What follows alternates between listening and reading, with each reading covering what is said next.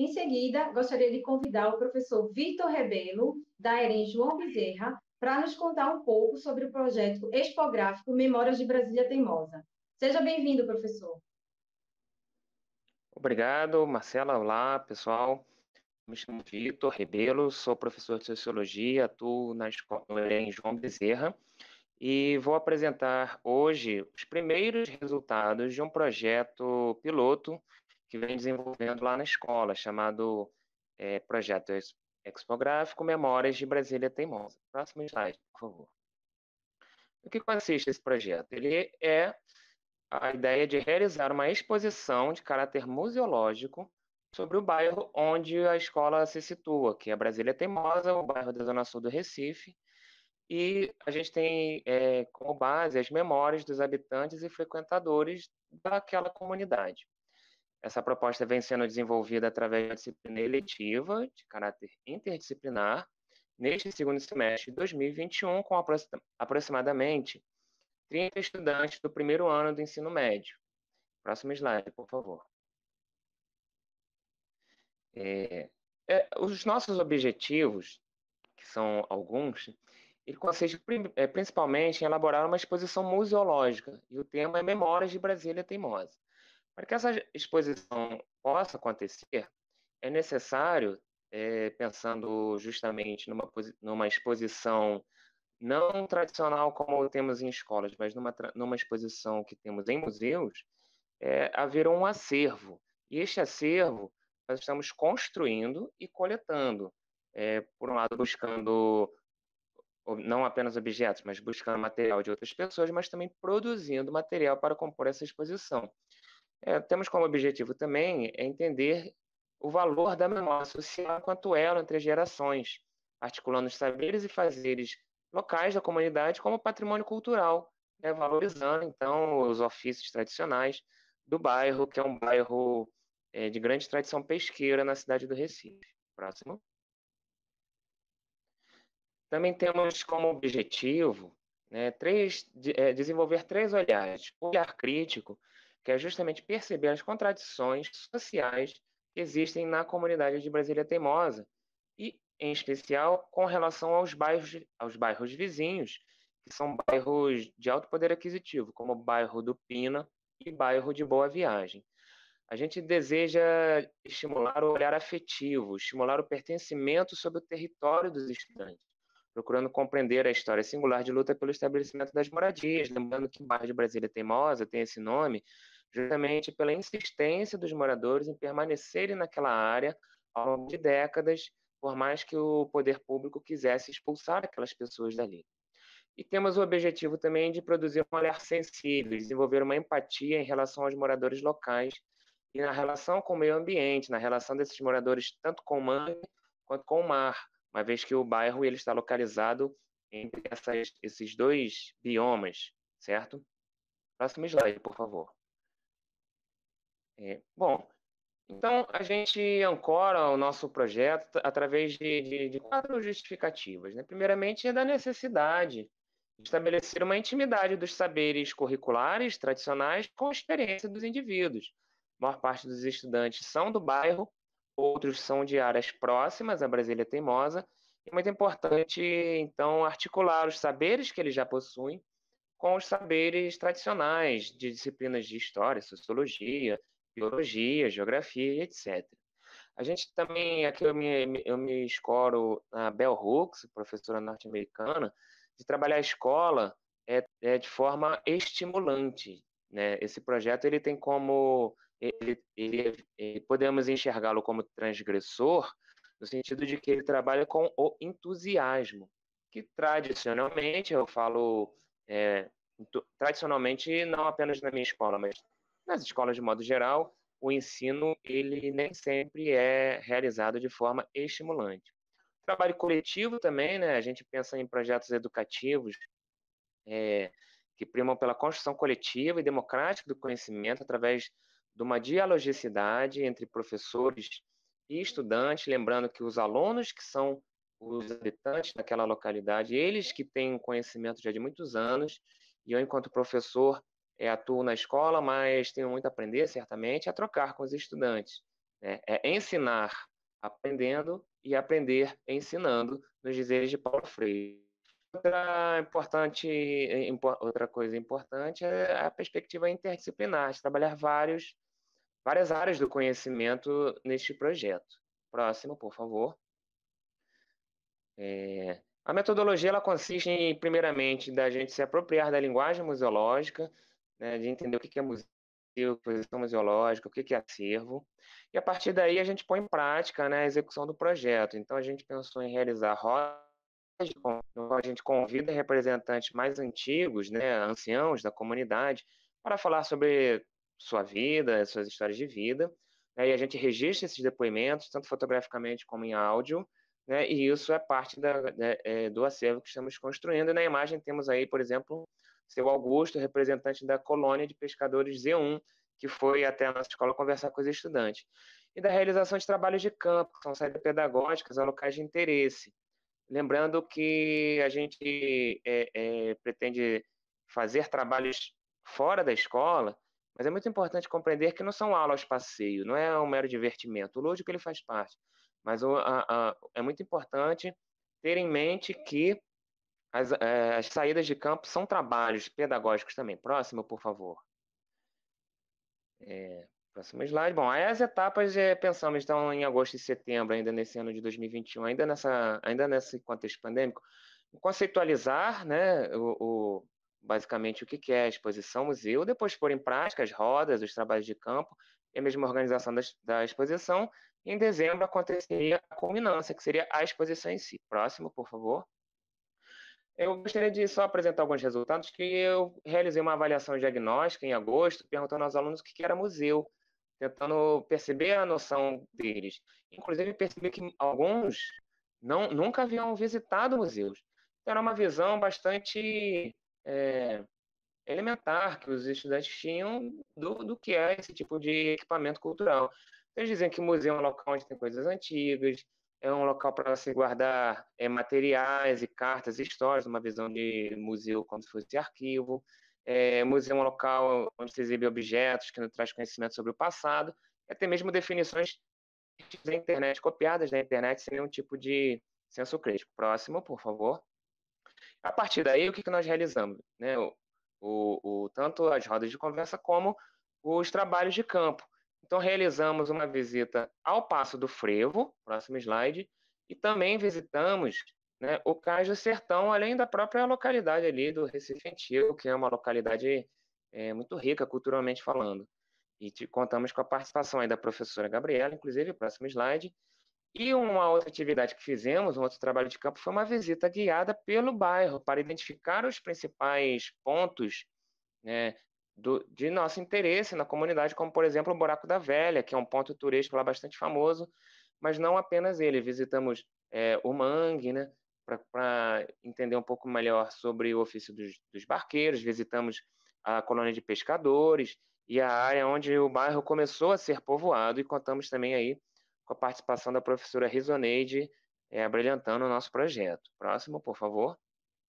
A partir dessa primeira etapa, que consistiu entre agosto e até meados de outubro, ao final dessa primeira etapa, eu realizei uma avaliação para perceber se os estudantes haviam progredido na forma de visualizar, de entender o que é um museu, o que é exposição. Eu coletei algumas definições, eu vou ler para vocês. O primeiro aluno ele diz assim: o museu é uma exposição onde tem histórias, coisas, retratos, figuras antigas, acervos que nos traz conhecimento, que não só tem histórias antigas e pode ter coisa do presente e do futuro. A exposição pode ser a história do passado, às vezes do presente, às vezes do futuro. Então percebam que houve uma melhora no entendimento do estudante, percebendo que o museu não é só uma coisa de lugares antigos, que ele também é possível pensar o museu pensar o futuro a partir dos museus. Dentre outras definições, vou ler a última. O museu pode ser representado de várias formas, é tipo uma grande viagem no tempo, uma expressão artística. Eu gostei muito também dessa percepção criativa do estudante, de que o museu é uma viagem no tempo, não necessariamente para o passado, mas também para o futuro. O museu, ele não é apenas um local que a gente guarda coisas antigas, né? É um museu que a gente promove experiências, é um espaço em que a gente realiza compartilha saberes, cria memórias, compartilha memórias também. Então, essas foram as primeiras etapas. Eu encerro minha participação só mostrando o próximo slide, algumas referências que eu fiz uso. Paulo Freire, Bell Hooks, né, Sônia Florencio. E no último slide, né, também parâmetros curriculares, e o último slide, eu reforço aí a participação da minha gestora, apoiando esse projeto, inclusive disponibilizando ônibus para que visitássemos o bairro do Recife Antigo, e os museus foi de fundamental importância esse apoio. Agradeço muito e espero retornar com mais resultados numa próxima oportunidade. Obrigado. Gostaria de agradecer ao professor Vitor Rabelo pela apresentação do trabalho e parabenizá-lo pelo desenvolvimento desse projeto lá na EREM João Bezerra. Obrigada, professor. Obrigado, Marcelo. Convido os professores André Hélio e Simone Santos, que irão nos contar um pouco sobre o projeto Ditadura Militar Nunca Mais, desenvolvido na ETE Chico Sainz. Sejam bem-vindos. Obrigado, né? Bom dia. Meu nome é André Barros e Simone Santos. Fazemos parte da ETE Chico Sainz, escola na cidade de Olinda, e decidimos trabalhar no mês de agosto com os nossos alunos do primeiro ano dos cursos de nutrição e farmácia sobre a ditadura militar, já que no mês de agosto comemorávamos, o dia 28 de agosto, comemorávamos o dia da anistia política aqui no Brasil. E, através de uma conversa, né, a gente decidiu trabalhar inicialmente um documentário chamado Aurora 1964. Pode passar o próximo slide, por favor?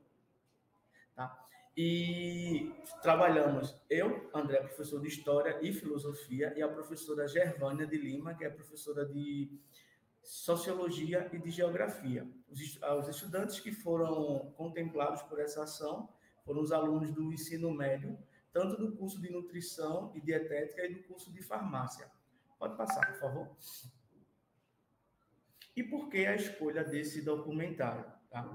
O documentário Aurora 1964, ele retrata o cotidiano de pernambucanos que foram marcados pela ditadura militar, né, no Brasil no ano de 1964. O longa-metragem ele foi produzido e dirigido pelo cientista político e fotógrafo italiano Diego Di Nicolo, mas ele é já nacionalizado aqui no Brasil. E ele decidiu trabalhar o outro lado da história de pessoas simples que foram perseguidas pela ditadura militar e dar vez e voz a essas vozes que estavam caladas há muito tempo para que essas pessoas pudessem narrar um pouco do que tinha acontecido durante esse período. Pode passar o próximo slide, por favor? Hoje, acho que a partir de 2017, percebemos muitas manifestações de pessoas indo às ruas, né, solicitar a intervenção militar novamente no nosso país. E a razão desse trabalho é mostrar aos alunos, tá, do ensino médio da Escola Técnica Estadual Chico Sainz o que realmente foi o período ditatorial aqui no Brasil. E conscientizá-los de que esse fato que marcou a história do nosso país, ele não pode reviver e não pode acontecer. Então, infelizmente, existem grupos que apoiam, né, que vão em manifestações solicitar intervenção militar e trazer para eles o que realmente aconteceu. Não só ficar preso nos livros didáticos, mas escutar vozes de pessoas que foram silenciadas desde o ano de 1964, quando foi instalada a ditadura militar aqui no Brasil, e até os anos de 2021, que essa proposta ela começou a ser trabalhada em uma conversa entre eu e Simone, e colocamos isso em prática, né, no mês de agosto, na semana que foi de 23 de agosto a 27, né, que foi de uma segunda a sexta-feira, e como o dia da culminância do projeto era no dia 28, mas o dia 28 era um sábado. E uma coisa que a gente teve que, vou contar para vocês, a escola ela não funcionava de forma física, então todo o trabalho que foram desenvolvidos foi de forma remota, com os alunos, através do Google Classroom, das várias plataformas do Google Meet, que foi disponibilizada pela Secretaria de Educação. Podem passar, por favor.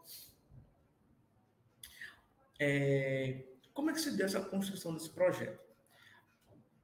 Inicialmente, tivemos uma conversa sobre o que seria anistia política. Conversamos também e ouvimos, né, já que nossos estudantes são os protagonistas desse projeto, o que eles entendiam como a ditadura militar aqui no Brasil. E após esses dois momentos, foi disponibilizado o filme Aurora 1964, para que eles assistissem o filme e pudessem tirar suas próprias conclusões. Após eles assistirem esse documentário, tivemos um segundo debate, tá? Onde eles explicavam o seu ponto de vista do que o que foi a ditadura militar aqui no Brasil. E, para minha surpresa, muitos deles não tinham noção do que se tratava a ditadura militar, né? Já tinham ouvido falar, mas muito por alto, e nos livros não tratavam com tanta riqueza de detalhes como nesse documentário Aurora 1964 veio a frisar. E o importante desse documentário é que eram pessoas comuns, pessoas simples, né, que foram perseguidas pela ditadura militar e que até então eles só achavam que políticos, artistas, músicos tinham sofrido essa repressão. Então, dentro dessa produção do trabalho, eles decidiram pesquisar sobre artistas, políticos e personalidades que foram presos e perseguidos aqui no Brasil no período da ditadura militar. Como eu tinha informado para vocês que trabalhamos em parceria também com a professora Gervânia de Lima, esse projeto ele foi um projeto interdisciplinar envolvendo as 4 disciplinas da área de humana, história, filosofia, geografia e sociologia. Além disso, trabalhamos também a história social e a história sobre a relação do poder, já que a história social ela tem como objetivo compreender a evolução de uma sociedade e dos seus componentes no decorrer do tempo, e a história social ela se recusa a estudar apenas um fato isolado de personalidades ou políticas, mas ela prefere estudar todo o contexto político, socioeconômico. Então, esse momento da ditadura no Brasil, a gente teria que analisar tanto o viés da história narrada pela descritiva dos militares, quanto dos civis, da sociedade civil, para a gente poder ponderar os dois lados. Trabalhamos também a relação de poder, tá? E aí dividimos em 2 momentos, 2 distinções com os alunos, o poder ideológico e o poder político que foi utilizado nesse momento no Brasil. O poder ideológico, ele é exercido por quem quer criar e influenciar as massas com suas criações, seja no âmbito midiático, no âmbito religioso. Então, isso aqui no período da ditadura foi utilizado no Brasil. E o poder político, que foi exercido pelas instituições oficiais ligadas aos estados. E aí, o próprio estado ele foi responsável pela implantação da ditadura. Próximo slide, por favor. E aí, qual foram as metodologias aplicadas, né? Primeiro momento, o debate sobre a ditadura, o que foi a anistia política, né? Assistir o documentário Aurora 1964 com os alunos, a discussão e assistir o documentário, como eu falei para vocês, foi de forma remota. A escola ela só foi inaugurada de forma física no dia 24 de setembro, então, desde o início do ano, trabalhando de forma remota com esses alunos, em grupos, e alguns alunos fizeram um trabalho individualmente. Então, eles pesquisaram sobre personalidades políticas, artistas e pessoas que foram pesquisadas pela uma remota, pela plataforma do Google Meet. Então, os grupos eles tinham um tempo determinado para a apresentação e compartilhavam esses slides. Pode passar o próximo, por favor? A relevância da proposta, né? É trabalhar com os alunos o que foi a ditadura militar aqui no Brasil, tá? A gente não pode esquecer desse momento na história do nosso país, um momento tão marcante, onde famílias ainda hoje não tiveram a oportunidade de enterrar seus parentes, onde pessoas ainda hoje vivem assombradas com as memórias do período da ditadura militar, Então, trazer isso para os alunos, e o documentário foi bastante importante, porque ele deu vez e voz a pessoas simples, pessoas que convivem até no nosso dia a dia e não paramos para escutar. Eu falo isso porque a Simone, né, foi ela que sugeriu a ideia de trabalhar. A mãe dela foi uma das presas políticas aqui, e logo mais ela vai falar um pouquinho sobre essa experiência dela. Uma homenagem, fizemos uma homenagem para ela e para a família dela no final do trabalho. Relacionamos também a forma de governo, que hoje temos um governo, temos uma república, tá? E para comparar com os alunos, uma forma de poder ditatorial e uma forma de poder de república, reforçar para os alunos que ainda existe a luta pela anistia política aqui no Brasil.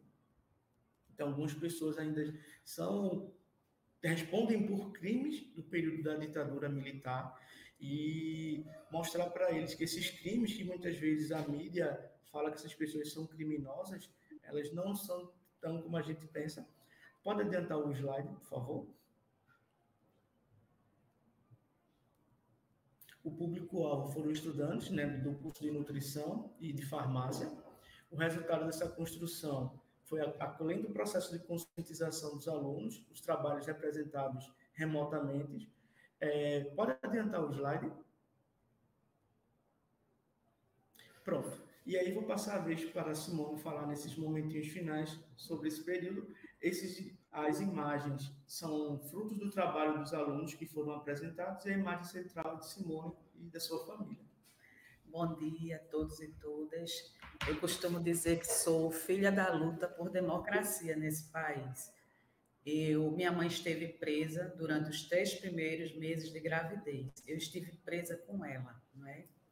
Onde tudo se formava com toda dificuldade, e ela presa um nível de desnutrição tremendo, se recusando a tomar medicação, porque eles queriam que ela abortasse. Então, foi uma tortura mesmo. Aí, o que é que acontece? Quando a gente vê a nossa democracia ameaçada, a gente precisa pensar e conscientizar nossos jovens, adolescentes, as futuras gerações, de um resgate da memória para que nunca mais aconteça. Não é? Minha mãe trabalhava na arquidiocese, ela fazia parte do grupo da Juventude Operária Católica, trabalhava com prostitutas, né? Fazia esse trabalho à época de Dom Helder Câmara, todo esse pessoal. E, de repente, foi surpreendida. Todos os livros dela, toda a história, objetos de uso pessoal, pegaram tudo, encapuzaram minha mãe e levaram, né? Então, foram 3 meses a família sem saber onde estava. Então, hoje, a família de minha mãe, a intenção do diretor era mostrar como essas pessoas estão na contemporaneidade. E minha mãe subverteu essa ordem com doçura, com ternura, e formou a família, né, de pedagoga, advogado, e estamos aqui. Contribuiu para a sociedade, mesmo tendo sido penalizada, injustamente. Tá certo? Eu agradeço a atenção, e é importante que todos falem sobre essa temática. Eu gostaria de agradecer aos professores André Hélio e Simone Santos pelo desenvolvimento desse projeto de grande representatividade e importância histórica e cultural que vocês desenvolveram na ETS Chico Science. Obrigada, professores. Obrigada pela oportunidade.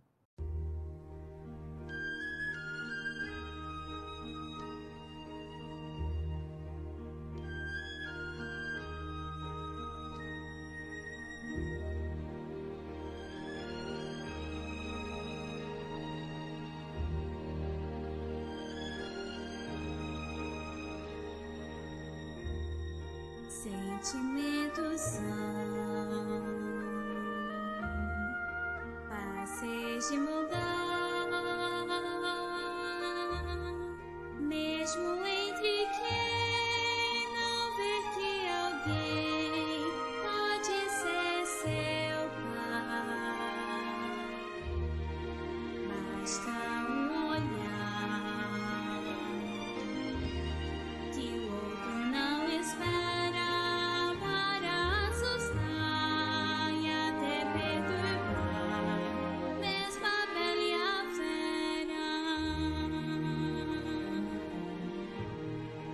sentimento assim sempre é uma surpresa quando ele vem, nada o detém, é uma chama acesa. Sentimentos vêm para nos trazer novas sensações, doces emoções e um novo prazer. E numa estação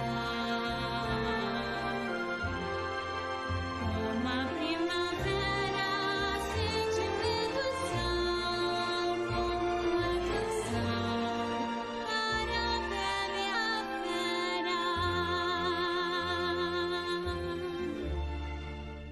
Sentimentos são como uma canção para a bela e a fera.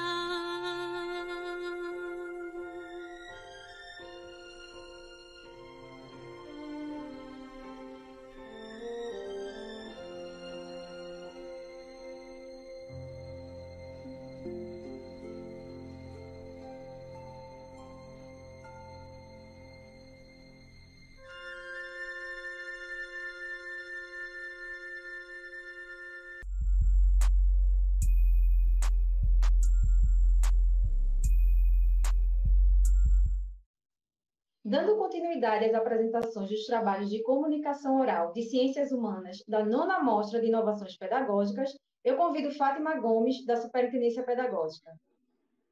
Olá, pessoal. É um prazer estar aqui com todos, né, e com todas.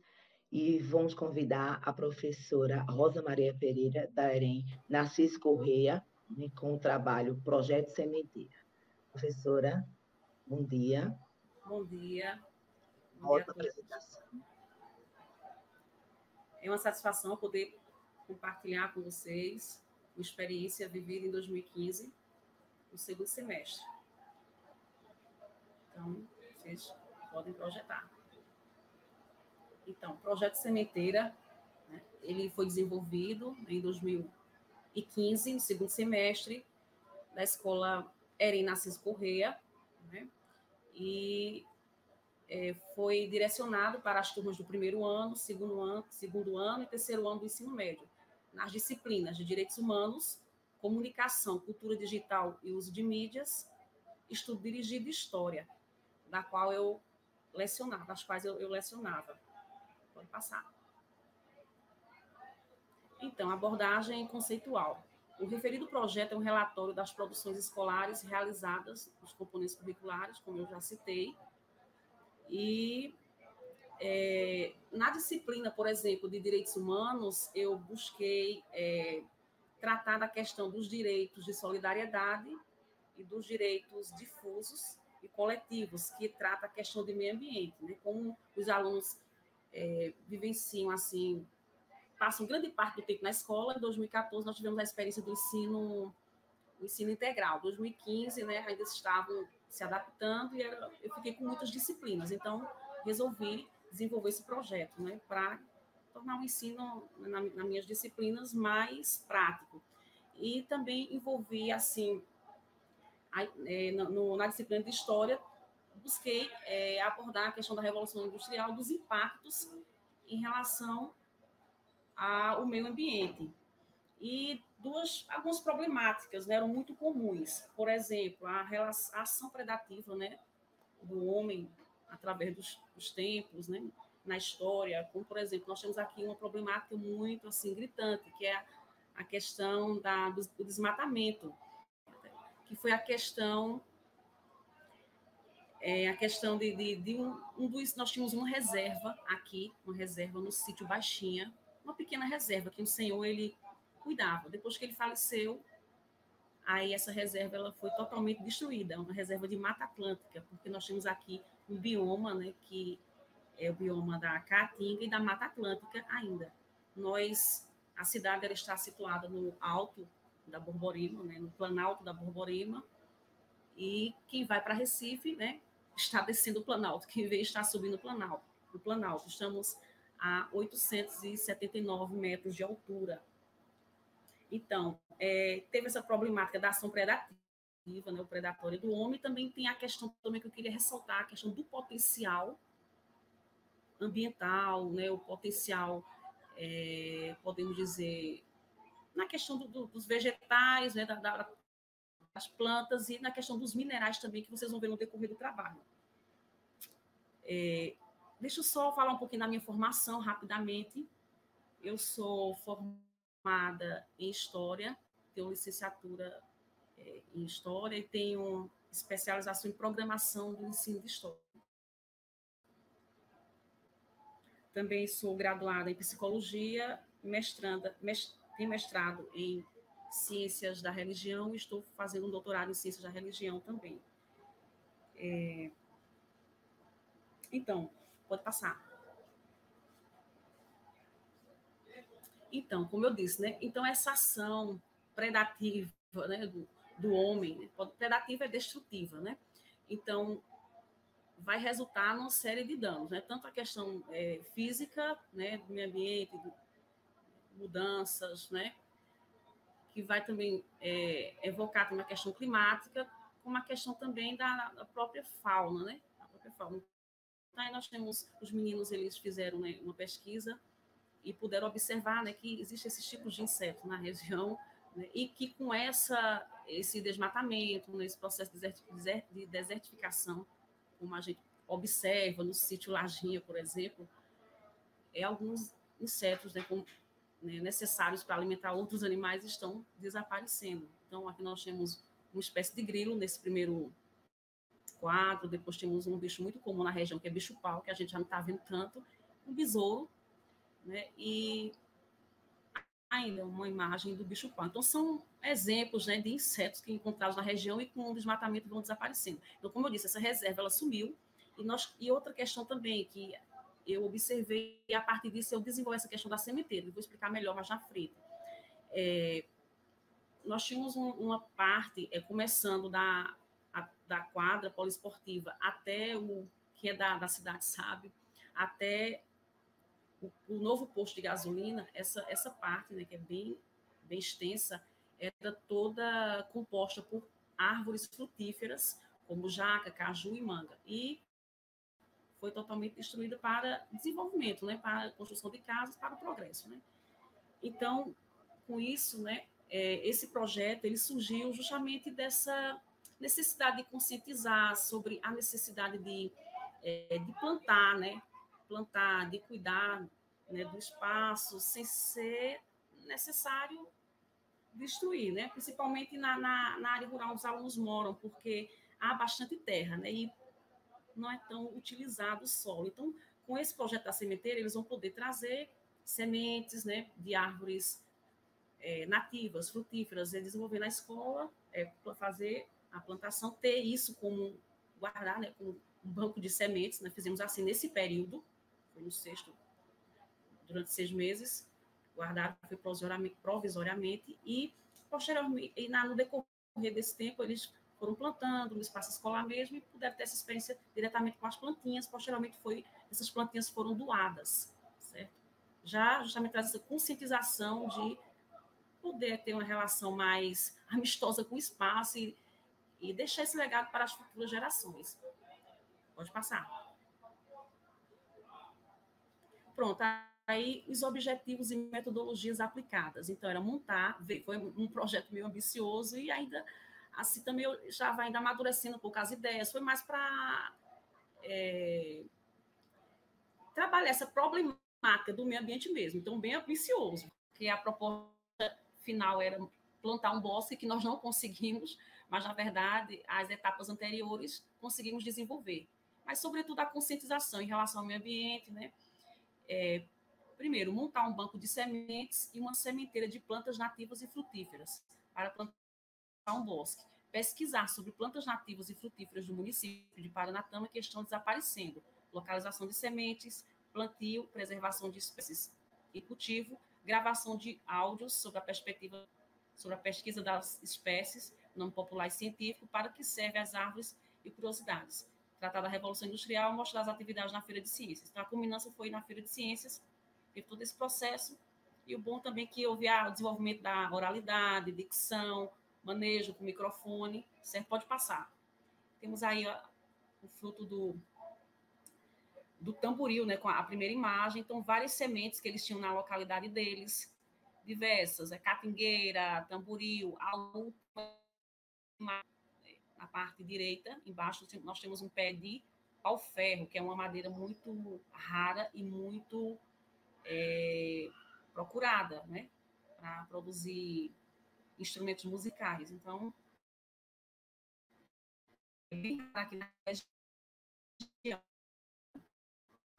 o mulungu também, certo? A semente do mulungu, que nós guardamos isso também e plantamos, pode passar.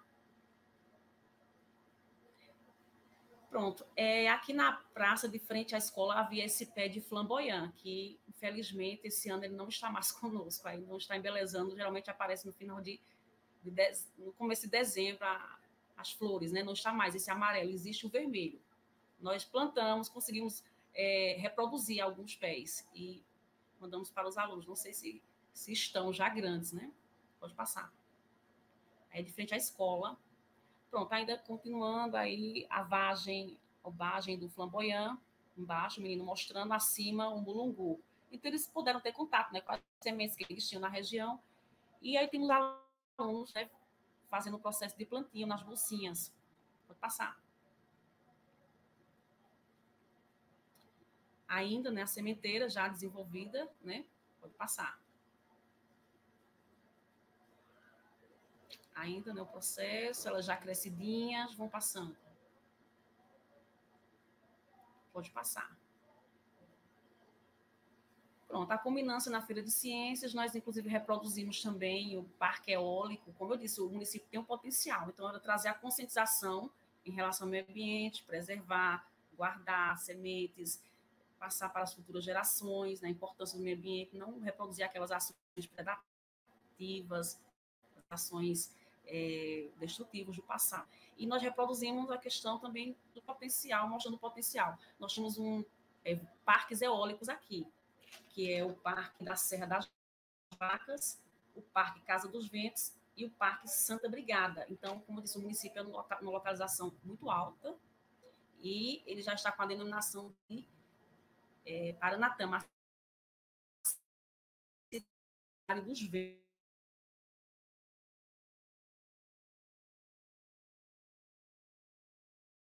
Rupestres, e muito apreciado, só que ainda é um espaço ainda que carece de investigação, mais pesquisa arqueológica. Pode passar. O estilo dessas pinturas é um estilo conhecido como pintura agreste. É o estilo agreste, né? O estilo, porque tem o Nordeste e tem o agreste. Então, temos aí, né, finalização já, né, e uma área bem desmatada, né, em torno da pedra, né, justamente essa preocupação de reflorestar, né, que foi muito importante durante esse projeto, desenvolver essa consciência, a preocupação com o meio ambiente. Pode passar. Pronto, como eu falei, essa é a pedra do navio, que o bico dela foi quebrado pela presença, né, os holandeses que vieram em busca de minérios, como isso é uma região rica em água doce e pedra também. E tem essa pedra em formato de navio, onde é muito visitada, onde tem as gravuras rupestres no estilo. Eu quero agradecer à professora Rosa Maria pelo seu excelente trabalho. Obrigada, professora. Agora vamos dar continuidade, né, aos nossos projetos. Então, vamos chamar a professora Cleonice Santos com a Daeren José Leite Barros, né, com o projeto Educação Filosófica em Espaço Não Formais de Aprendizagem. Olá, pessoal. Obrigada. Eu gostaria da apresentação dos slides, por favor. Então, gente, reforçando, né, o nosso tema, foi Educação Filosófica em Espaços Não Formais de Aprendizagem. Eu estou, nesse momento, representando o professor Leandro Correia, mestre em Filosofia. Adianta os slides, por favor.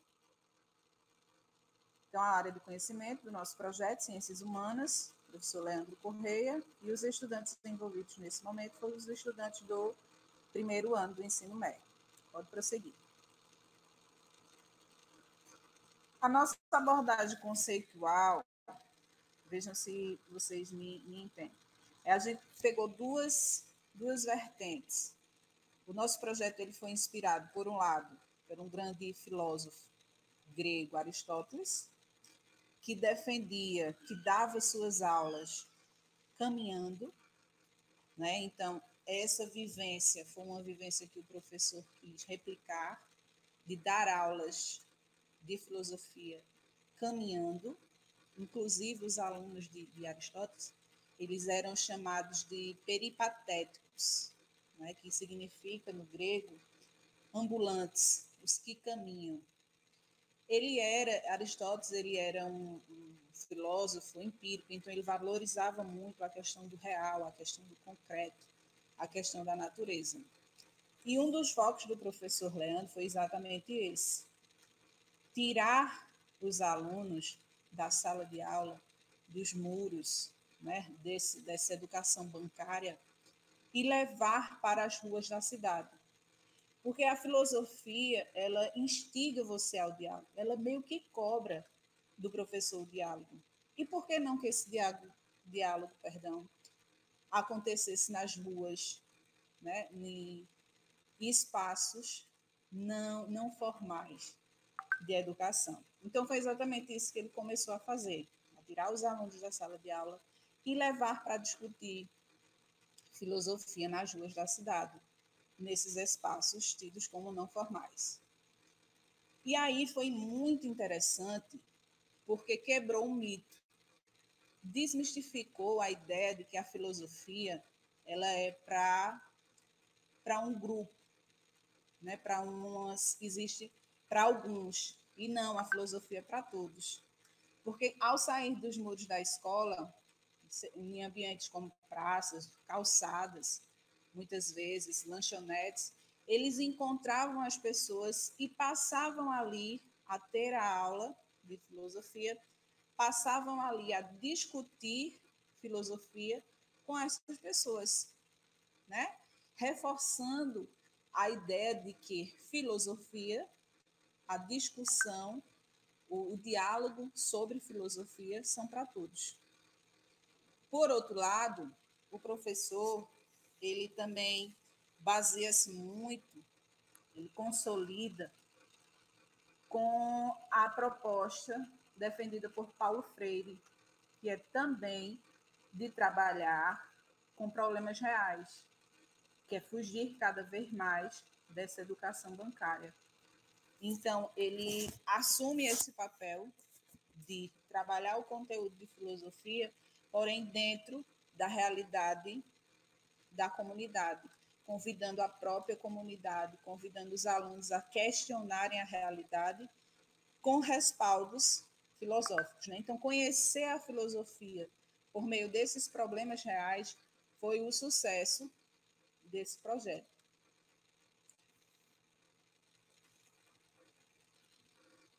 Deixa eu ver aqui se eu estou... Então, era basicamente isso aqui. Os alunos sairiam para a comunidade, os alunos encontravam, e não existia uma marcação, um agendamento com essas pessoas, as pessoas que eles fossem encontrando na comunidade, né, e que houvesse esse momento, essa disponibilidade, eles começaram a conversar sobre filosofia. Adianta o slide, por favor. As metodologias, só para ficar mais claro, as aulas são aulas dialogadas a partir de situações e problemas do cotidiano em ambientes não formais de aprendizagem, possibilitando a interação com a comunidade e a experiência do ensino de filosofia enquanto a construção dessa atitude filosófica diante do mundo. Pode prosseguir. Qual a relevância? O que é que teve assim de tão importante para a nossa comunidade? O ensino de filosofia em espaços não formais de aprendizagem, a partir de situações e problemas do cotidiano, torna o conhecimento mais próximo da vida do estudante e a filosofia um saber prático e mais acessível para a compreensão da realidade. Então, a relevância foi justamente essa: tentar levar os alunos a, pelo olhar da filosofia, compreender, questionar, muitas vezes até buscar soluções, ouvir também as soluções apresentadas pelas pessoas que foram convidadas a participar dessas aulas, esses problemas tão reais, que uma coisa é você citar os problemas, e outra é você estar lá no concreto, vendo, tocando, sentindo. Público-alvo, foi os alunos do primeiro ano, pode prosseguir. E os resultados? Os resultados foram os melhores possíveis, né? Nós tivemos alunos mais motivados, aulas mais interativas, envolvimento da comunidade. Então, a comunidade, ela abraçou, de fato, essas aulas, ela abraçou esses projetos, meio que sem entender que seria aula, né? Porque a gente tem um conceito de aula um pouco ainda formal. Mas a participação foi bem, bem legal. Melhor aproveitamento do conteúdo e melhoria nos resultados das avaliações, né? Provando, mais uma vez, de que quando você se envolve com o problema, você consegue, de fato, compreender melhor o assunto abordado, diferente de apenas memorizar conceitos, memorizar conteúdos. Pode prosseguir. Aí são algumas das nossas evidências. Esse que está aí na frente é o nosso professor Leandro, uma das suas equipes aí de peripatéticos. Pode prosseguir. São só algumas evidências agora, aí é um espaço lá na praça. Outra turma. Aí vocês podem ver que eles conversavam com o motoqueiro, era lá no ambiente de uma lanchonete. Então, os ambientes eles variaram bastante, variaram de acordo com o que acontecia naquele dia, naquela aula. Pode prosseguir.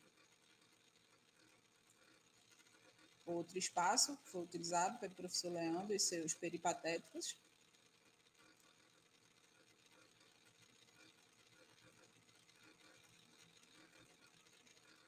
Garanto a vocês que os alunos, eles gostaram muito dessa didática, dessa dinâmica, né, da aula de filosofia, e os resultados foram os melhores possíveis. Eu queria só reforçar essa ideia de que a filosofia ela pode ser discutida em qualquer espaço, por qualquer pessoa, né? Diferente do que a gente aprendeu durante muito tempo, de que filosofia era apenas para filósofos, né? Para pessoas super inteligentes, né? Para uma classe separada. E, na verdade, não. Esse projeto provou que filosofia é, sim, um assunto a ser discutido, a ser aprendido, a ser vendido, a ser vivido na praça, na calçada, na quadra, e que a gente vive no dia a dia, né? Essa filosofia. Mas agora, com a aula, no espaço não formal, agora com um respaldo de um mestre, um respaldo de um professor, de um conhecedor dos fundamentos teóricos da filosofia. Não sei se eu fui muito rápida, não sei se eu consegui, mas eu queria finalizar a nossa apresentação deixando um convite a todos e todas. Venham ser peripatéticos conosco. Parabéns, professora, pela sua apresentação. O seu projeto é excelente, viu? Muito, muito maravilhoso. Obrigada pela excelente apresentação.